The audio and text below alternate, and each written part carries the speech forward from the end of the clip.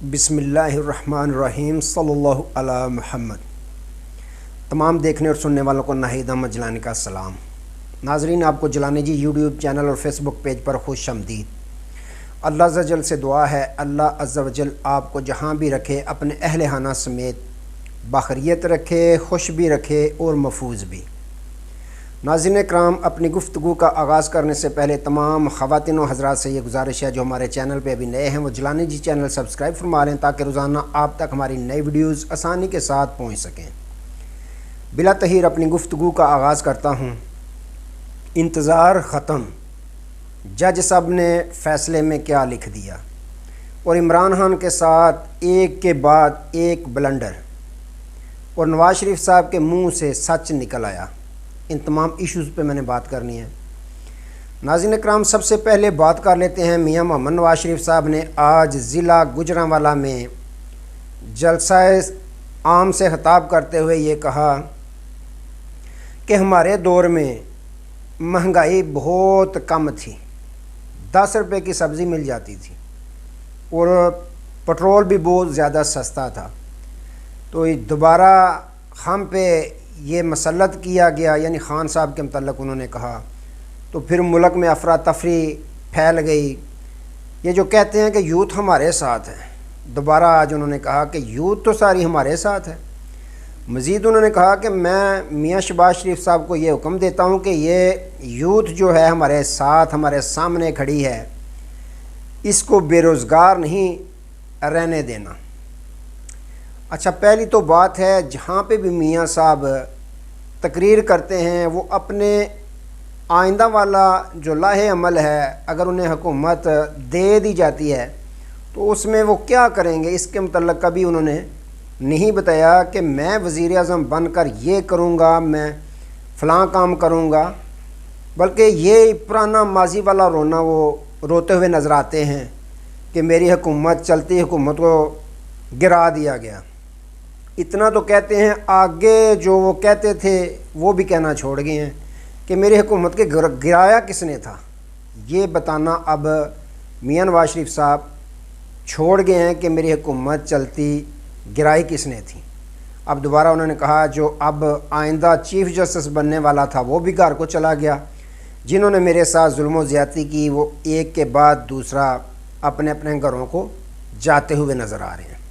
اچھا، تو ناظرین اکرام، آج جو انہوں نے یہ تقریر میں کہا ہے کہ میں شہباز شریف صاحب کو یہ کہتا ہوں کہ یہ جو نوجوان ہیں یہ بے روزگار نہ رہیں، تو اس سے ان کے منہ سے قدرتی طور پہ یا جان بوجھ کے انہوں نے سگنل دیا، جان بوجھ کے تو نظر نہیں آتا بلکہ قدرتی ان کے منہ سے یہ سچ نکل گیا ہے کہ وزیر اعظم چوتھی مرتبہ میاں نواز شریف صاحب نہیں بننے جا رہے۔ اس کی وجہ کیا ہے کہ انہوں نے کہا کہ میں شہباز شریف کو یہ حکم دیتا ہوں کہ ان کو بے روزگار نہیں رہنے دینا، یعنی اگر ان کی حکومت بنائی گئی، پہلی تو بات ہے کہ عوام نے فیصلہ کرنا ہے 8 فروری کے دن کہ کس کو انہوں نے منتخب کرنا ہے اور کس کی حکومت بنانی ہے، یہ 25 کروڑ عوام کا فیصلہ ہوگا۔ لیکن انہوں نے سگنل دے دیا ہے کہ اگر ہمیں کسی طریقے سے اکثریت مل گئی تو پھر وزیر اعظم شہباز شریف صاحب ہوں گے۔ تو ناظرین اکرام، فیصل واڈا صاحب نے بھی بے شمار پروگراموں میں اس چیز کا انکشاف کیا ہے کہ میاں صاحب کے نام پہ تو کاٹا ہے، ہاں البتہ اگر مسلط کیا بھی گیا تو میاں شہباز شریف صاحب کو وزیر اعظم بنا دیا جائے گا۔ اس کے علاوہ کامران خان صاحب نے بھی گزشتہ روز پروگرام میں کہا تھا کہ میاں نواز شریف صاحب کے نام پہ تو کاٹا ہے، کوئی بھی ماننے کو تیار نہیں کہ میاں صاحب چوتھی مرتبہ وزیر اعظم پاکستان بنے۔ اس کی وجہ بھی تمام پاکستانی قوم کو پتہ ہے کہ ان کی ہر دفعہ اداروں کے ساتھ ٹکراؤ ہو جاتا ہے، لڑائی ہو جاتی ہے۔ تو کامران خان صاحب نے بھی باقاعدہ کہا کہ وزیر اعظم جو ہے اگر بننا ہے تو پھر شہباز شریف صاحب کی لاٹری لگنے والی ہے دوبارہ۔ بلاول بھٹو زرداری صاحب بھی تنقید پوری کرتے جا رہے ہیں، اور پھر انہوں نے بھی کہا تھا کہ میاں صاحب کے ساتھ ہمارا کسی طرح کا بھی اتحاد نہیں ہوگا، اور ہو سکتا ہے میاں شہباز شریف صاحب کے متعلق وہ بھی کچھ نرمی دکھانے کی کوشش کریں۔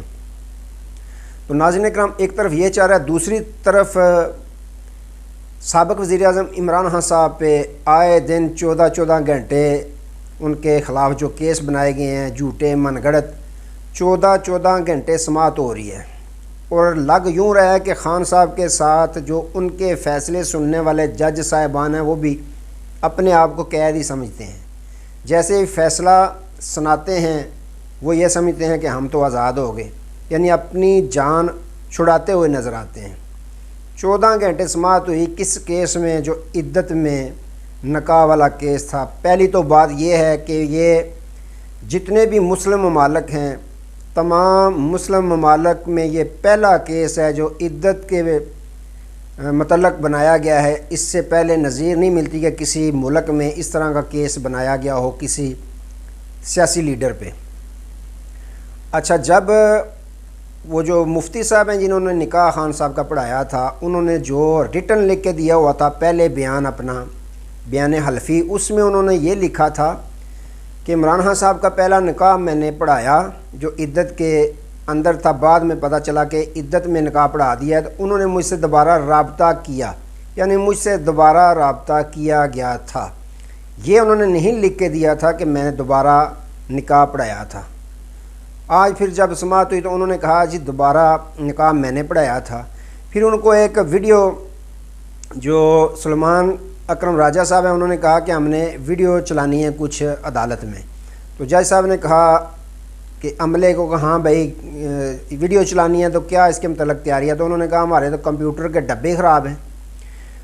سلمان اکرم راجہ صاحب نے کہا کوئی مسئلہ نہیں، ہم ان ویڈیوز کو بھیج دیتے ہیں فرانزک کے لیے، بعد میں رپورٹ آئے گی تو جو پھر آپ نے مناسب سمجھا اس پہ پھر حکم آپ فرما دینا۔ جج صاحب کو فوراً سے جھٹکا لگا کہ یہ تو کام لمبا ہونے والا ہے، اس طرح اگر بھیجی تو پھر تو دن زیادہ لگ جائیں گے۔ انہوں نے کہا نہیں دوبارہ چیک کرو۔ عملے نے کہا جی ڈبے ٹھیک ہیں، چلیں گی ویڈیو چلائی تو اس میں مفتی صاحب کا بیان تھا کہ جب عورت یہ مان جائے کہ میری عدت پوری ہو چکی ہے تو تمام قصے کہانیاں ختم، پھر وہ نکاح جائز ہے۔ اب ان کو پوچھا گیا تو انہوں نے کہا نہیں یہ پہلے بیان پتہ نہیں کس طرح ہوا کیا ہوا، آئیں بائیں شائیں انہوں نے کی۔ اچھا، خاور منیکا صاحب کا جب بیان ان کا جب آیا تو ان کے بیان میں بھی جو ویڈیو چلائی گئی اس میں انہوں نے ایک اینکر کو فیمیل کو انٹرویو دیا تھا کہ جس میں انہوں نے بشرا بی بی کے متعلق بہت خوبصورت انداز میں ان کی اچھائیاں بیان کی تھیں، وہ باپردہ ہیں، پاکیزہ ہیں، اس طرح کے الزام تراشیاں ان پہ نہ کی جائیں۔ جب انہوں نے دیکھا تو زبان کو دانتوں کے نیچے دباتے انہوں نے کہا نہیں یہ تو پہلے کی ویڈیو ہے میری، اس وقت طلاق نہیں ہوئی تھی۔ سلمان اکرم راجہ صاحب انہوں نے تو ویسے دیکھی ہوئی تھی، تسلی کی ہوئی تھی، اس لیے انہوں نے چلوائی تھی۔ انہوں نے کہا دوبارہ چلا لیں۔ جب دوبارہ چلائی تو اس میں اینکر جو تھی اس نے یہ الفاظ بول کر اپنی گفتگو کا آغاز کیا کہ اب بشرا بی بی کے سابق شوہر سے موقف لینے کی کوشش کرتی ہیں، سابق شوہر سے موقف لینے کی کوشش کرتے ہیں۔ جب سابق کہا تو عدالت میں کہکا بھی لگا، سب نے لگایا کہ دیکھیں وہ تو سابق کہہ رہی ہے، تو وہ بھی آئیں بائیں شائیں کرنا شروع ہو گئے۔ تو ناظرین اکرام اس طرح پھر ان کا جو ملازم تھا ایک جمیل نامی، اس سے بھی باقاعدہ گواہی اس نے بھی دی۔ تو ناظرین اکرام اس میں نکاح عدت میں نکاح والے کیس میں 1992 میں باقاعدہ سپریم کورٹ آف پاکستان کا فیصلہ موجود ہے کہ 39 دن جو ہوتی ہے وہ مخصوص دن جو ہوتے ہیں عورتوں کے، وہ جب گزر جائیں تو عورت پھر عدت اس کی پوری ہو جاتی ہے، پھر وہ نکاح کر سکتی ہے۔ 39 دن جو ہے وہ سپریم کورٹ آف پاکستان نے اپنے فیصلے میں لکھا ہوا ہے کہ 39 دن ہوتے ہیں جب عورت کے جو مخصوص دن ہوتے ہیں وہ گزر جاتے ہیں، اس کے بعد وہ اس کی عدت سمجھیں تو وہ شادی کرنا چاہے تو وہ کر سکتی ہے۔ یہاں پہ اس فیصلے کا حوالہ بھی باقاعدہ سلمان اکرم راجہ صاحب نے دیا، لیکن جب جج صاحب نے یہ اپنے ذہن بنا لیا ہو کہ ہم نے فیصلہ خان صاحب کے خلاف ہی دینا ہے تو پھر ٹیکنیکل پوائنٹ وہ بنا ہی لیتے ہیں، جس طرح بلہ چھینا گیا تھا۔ دیکھیں نا، احمد میر صاحب نے اس پہ بھی بڑی مثال دی تھی۔ انہوں نے کہا جب میں اگر کسی کا انٹرویو کرنے جاؤں تو میں ذہن بنا کے جاؤں کہ میں نے اس کو پورا پھنسانا ہے انٹرویو میں، تو پھر میں ایسے سوال ہی تیار کر کے لے کے جاؤں گا۔ لیکن اگر میرا ذہن ہوگا کہ نہیں نارملی میں نے کرنا ہے انٹرویو تو پھر میں اس طرح کے سوال کروں گا۔ تو یہاں پہ بھی انہوں نے کہا تھا کہ جج صاحبان جب فیصلہ کر لیں کہ ہم نے ناک آؤٹ کرنا ہے تو اس کے خلاف فیصلہ دینا ہے تو پھر وہ پوائنٹ ٹیکنیکل تیار کر لیتے ہیں. تو آج بھی ویسا ہی ہوا. جج صاحب نے فیصلہ جب محفوظ کیا دوبارہ سنایا تو 7 سال کی دونوں کو سزا سنا دی. یہ بھی پوری یعنی جتنے بھی مسلم ممالک ہیں تمام میں یہ ریکارڈ قائم ہوا ہے کہ عدت کا کیس جو ہے وہ بنایا گیا. اس سے قبل کسی پاکستان کیا کسی مسلم ممالک میں اس طرح کا کیس نہیں ہوا جس کا فیصلہ سنایا گیا ہو.